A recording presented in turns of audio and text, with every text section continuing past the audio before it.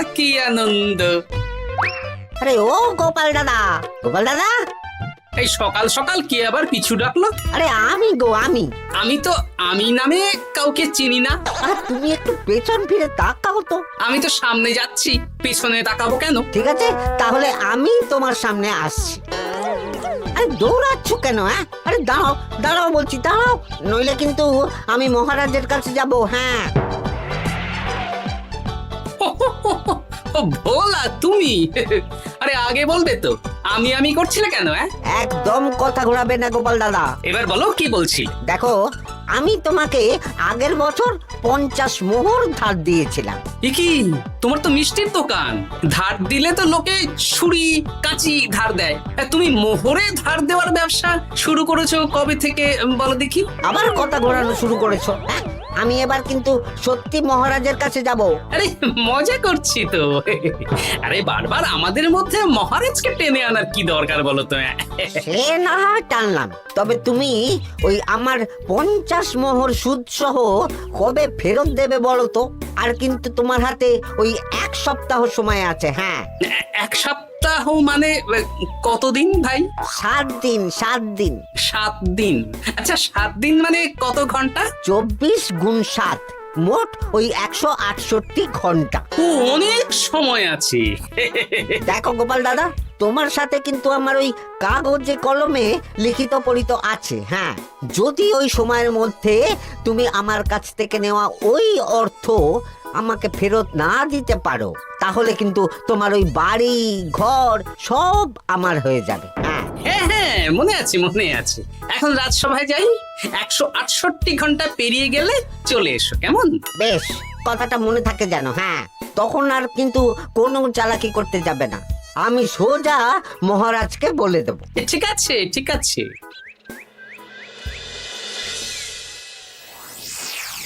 দেখুন মহারাজ, নিজের চোখেই দেখুন, সবাই হাজির, শুধু গোপাল ধা।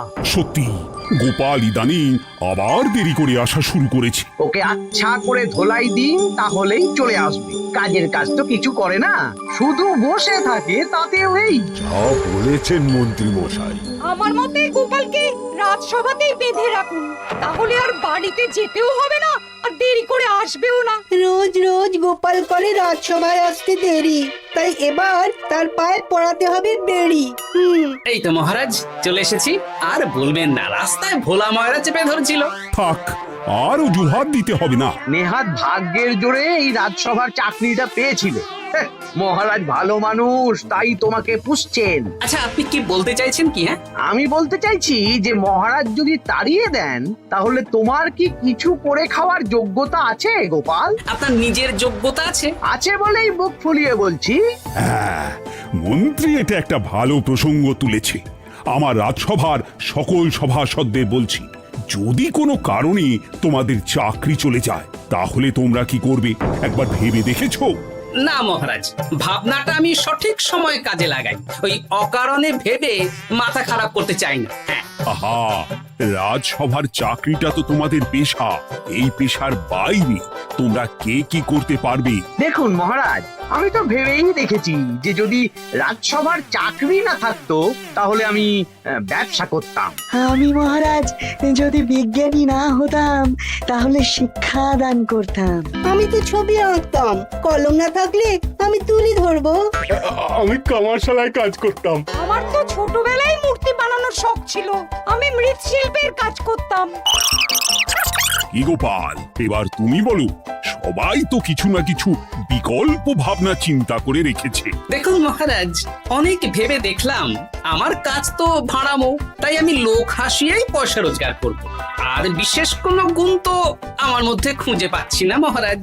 বেশ, আমি একটা ছোট্ট পরীক্ষা নেব।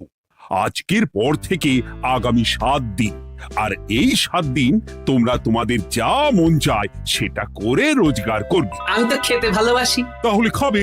গোপাল হয় মুখ খুলে থাকে, নইলে চোখ বন্ধ করে। ও শুধু দুটো কাজই ভালো করতে পারে। আর 7ম দিনের শেষে বিচার হবে কে কত রোজগার করেছে। যার রোজগার সবচেয়ে বেশি হবে তাকে আমি দেব 100 মোহর উপহার। আর মহারাজ, যে সবচেয়ে কম রোজগার করবে তার বেতন থেকে আগামী 10 মাস 10 মোহর করে কাটা হবে। কি রাজি তো? হ্যাঁ, রাজি রাজি। আমি জানি যে গোপাল ফুটো করিও রোজগার করতে পারবে না, তাই গোপালই হারবে। বেশ, আর যদি অন্য কেউ হারে? তাহলে আমি নিজের বেতন থেকে তাকে আগামী 10 মাস 10 মোহর করে দেব। ব্যাস, এবার তোমরা কাজে লেগে পড়ো।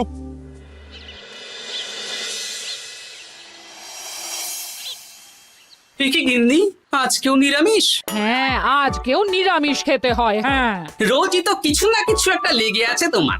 আমাদের পুরো শরীরটাই তো আমিষ। হ্যাঁ, তাহলে আমিষ খেতে বাধা কিসের বলো দেখি? বেশি তর্ক করতে হবে না বাপু, তা তোমাকে ডিম বানিয়ে দেবো। হ্যাঁ, না, আমি মানুষই ঠিক আছি গিন্নি। আরে তোমাকে ডিম বানাবো বলেছি নাকি? আমি বললাম তোমার জন্য ডিম বানিয়ে দেবো। জন্যটা তো বলনি তখন।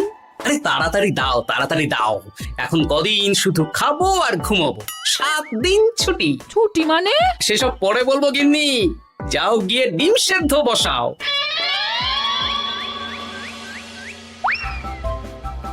আরে করছোটা কি?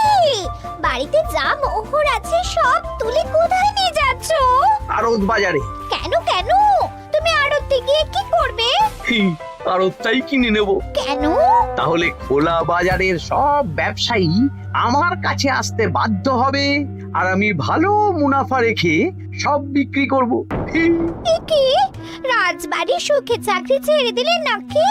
না না না, এখন 1 সপ্তাহ ব্যবসা করে মহারাজের কাছে আমার যোগ্যতা প্রমাণ করব। সব পরে বুঝিয়ে বলবো। হ্যাঁ, আমি আপনাকে সব শিখিয়ে দেব। তাহলে ভাই ওই আগামীকাল সকাল থেকে কাজে লেগে পড়বো, কেমন? তাহলে বুঝতে পারলেন তো যে কি করতে হবে? হ্যাঁ হ্যাঁ জমিদার মশাই, কবিতা লেখা যেমন আমার পেশা, তেমনি চিত্রশিল্প আমার নেশা। তাহলে তো আর কোনো চিন্তাই নেই। আশা করি খুব সুন্দর ছবি আঁকবেন। আপনি 1 সপ্তাহ পর এই মন্দির চিনতেই পারবেন না। এই নিন আপনার জন্য 50 মোহর অগ্রিম। মন্দিরের চিত্রকলা শেষ হয়ে গেলে আরো 50 মোহর দেব, ঠিক আছে? বেশ।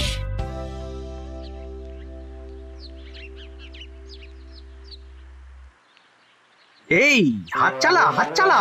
হাত পা সবই তো চালাচ্ছি মন্ত্রী মশাই। আপনি এত শাকসবজি আনাজ দিয়ে করবেনটা কি? আমি এখন 7 দিন কৃষ্ণনগরের বাজার নিয়ন্ত্রণ করব, তাই সব জিনিসপত্র আড়ত থেকে আমি নিজেই কিনে নিয়েছি। এবার সাধারণ বাজারের দোকানদাররা আপনার কাছে আসবে। কাল সকাল থেকে শুধু মোহর গুনবো।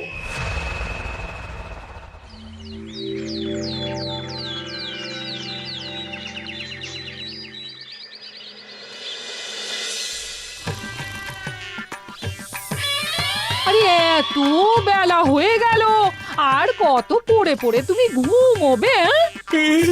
এত লম্বা ছুটি পেয়েছি, এখন তো বিশ্রাম নিতেই হবে গিন্নি। কিন্তু পুকুর ঘাটে গিয়ে তো আমি অন্য কথা শুনলাম।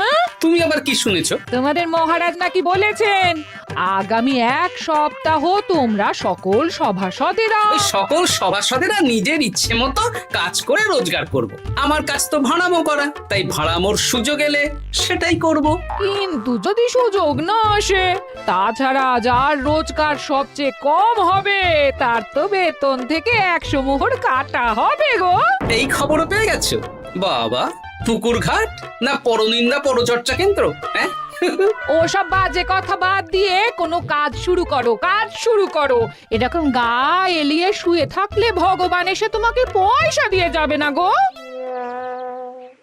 গোপাল দাদা, ও গোপাল দাদা, বলছি গোপাল দাদা, কি খবর গো? এই তো গতকাল তোমার সাথে কথা হলো, আজ একেবারে বাড়িতেই চলে এসেছো। তোমার যা হালচাল তাতে তো মনে হচ্ছে ওই কদিন পরে বাড়িটা আমারই হবে। আর সেই আশাতেই বসে থাকো।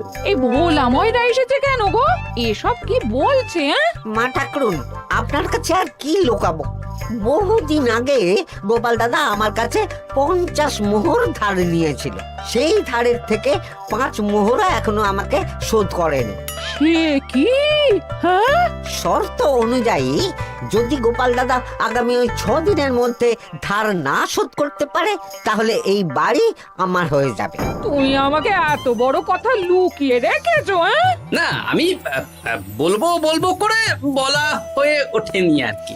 এবার আপনি দেখুন গিন্দিমা কি করবেন। ভিটে মাটি ছেড়ে কোথায় গিয়ে উঠবেন দেখুন। কি গো, এতেও তোমার হুঁশ হয় না? ধুর, এই অযথা চিন্তা করো না তো, কিছু না কিছু একটা হয়ে যাবে।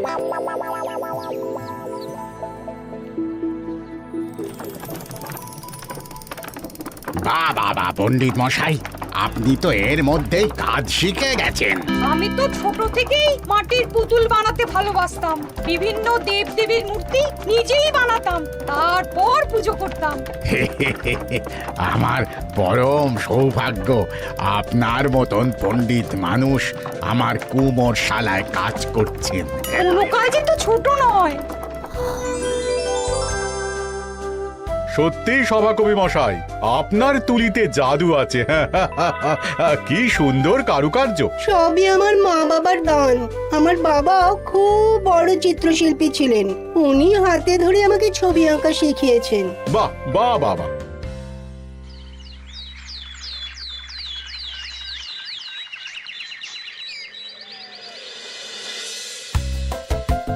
এই যে পুটি, আজকে তো একটা মজার জিনিস শেখাবো।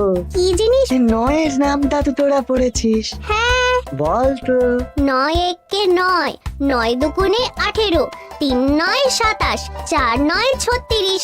ঠিক আছে ঠিক আছে, এবার থাম। পুরো মুখস্থ। সে তো বুঝতেই পারছি। এবার মজার জিনিসটা দেখ।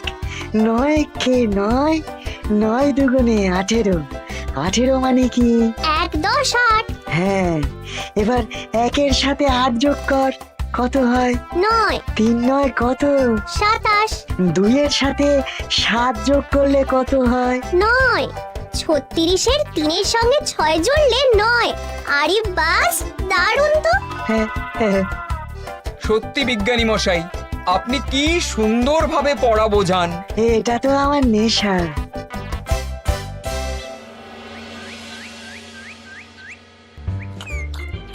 বলছি, তুমি তো দিব্যি বাড়িতে বসেই আছো, হ্যাঁ, কিছুই তো করছো না।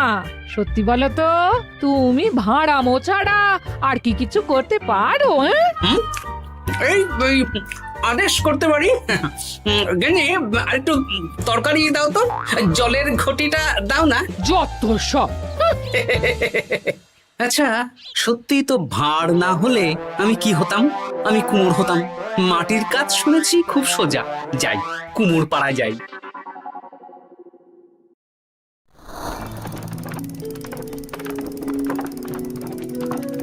আমার কি সৌভাগ্য, রাজসভার দুজন সভাসদ আমার সঙ্গে কাজ করছে। আচ্ছা, এইভাবে ঘোরাবো? এই যা, হলো না। এটা কি মুড়ির মোয়া নাকি? দাও, আমাকে করতে দাও, তুমি অন্য কিছু করো।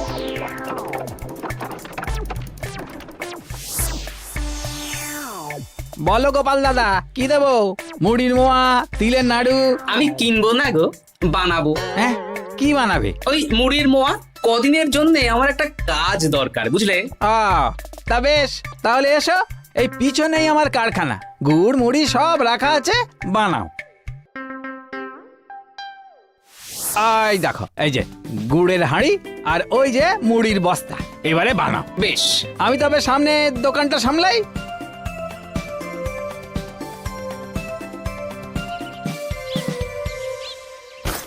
কিসের আওয়াজ হলো? আরে আরে আরে, এ কি করলে গোপাল দাদা?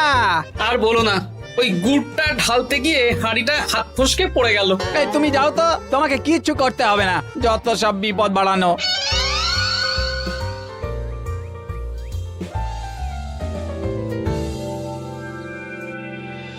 তোমার দ্বারা কিছুই হবে না। হ্যাঁ, সত্যি তো, আমার দ্বারা যে কিছুই হবে না গিন্নি। তাহলে তুমি করবেটা কি? এমন করে বলো না গিন্নি, সবারই খারাপ সময় যায়। আর খারাপ ভালো, যে সামান্য মুড়ির মোয়া বানাতে পারে না তার মুখে এসব মানায় না। এদিকে বাজারে সবজির দাম হু হু করে বেড়ে গেছে। হ্যাঁ? তাই নাকি? বলি তুমি জানবে কি করে? কদিন তো শুয়ে বসে আছো, আমি তো বাজার দোকান করি। মন্ত্রী মশাই এখন আড়ত সামলাচ্ছেন আর সাধারণ বিক্রেতাদের চড়া দামে বিক্রি করছেন। হ্যাঁ, ও বেটা জীবনে শোধরাবে না। উনি তো তাও ছলে বলে রোজগার করছেন গো। আর তাছাড়া অনেকে পথে গান শুনিয়েও রোজগার করেন, সেটাও তো তুমি পারবে না। হ্যাঁ, এই তো পেয়েছি। 6 দিনের মাথায় তো রাজসভায় একটা বৈঠক হবে, সেদিনই আসল মজা জমবে। কিসের মজা গো? হ্যাঁ, সেটা সেদিনই বুঝতে পারবে।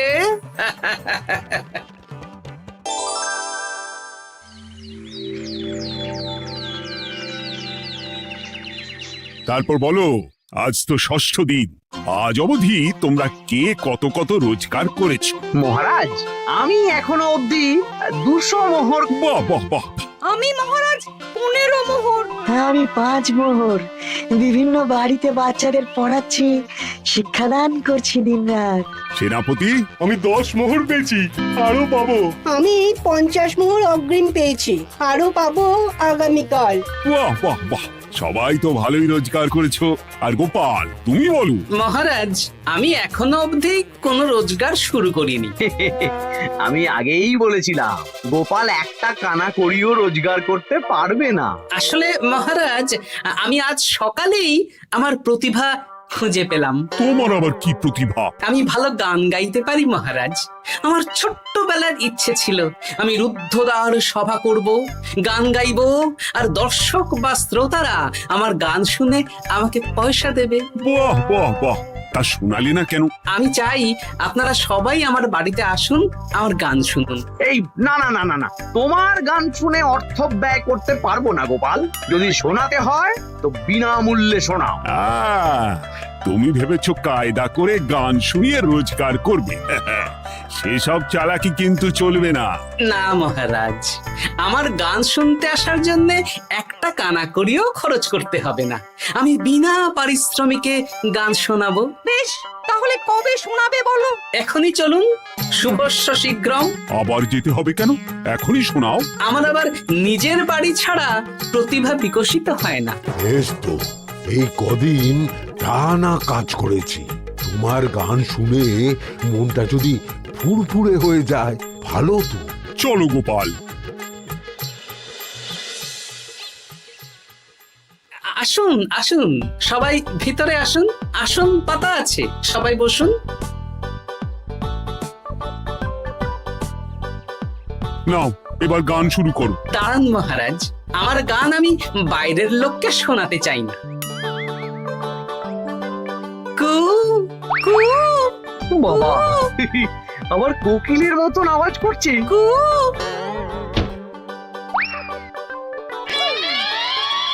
নাও নাও, শুরু করো।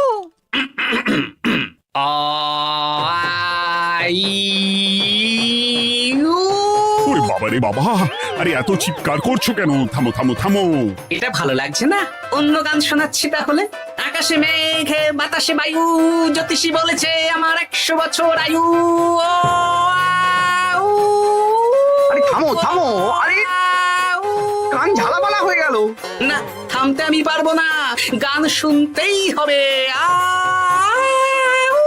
ওরে ওরে বাবা রে বাবা, এই কানে তালা লেগে গেল, আমি পালাই। পালাতে পারবেন না, বাইরেও তালা দেওয়া আছে। বাইরে তালা খুলতে বলো।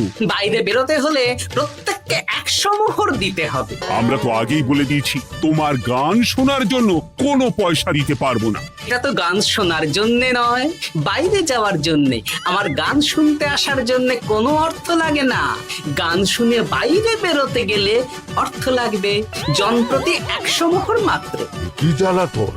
হয় দিন, নইলে আবার শুরু করছি। থামো থামো। আপনারা কি সবাই দেবেন না এখানেই থাকবেন? এই আমার কাছে এখন 50 মতন মোহর আছে। আমার কাছে 5 মোহর আছে। সে আমি লোক পাঠাচ্ছি আপনাদের সবার বাড়িতে, পুরো অর্থ পাবো, তারপর সবাইকে ছাড়বো। আচ্ছা, এটা কি ঠিক করলে গোপাল? দেখুন মহারাজ, আমি কথা নিয়ে খেলি।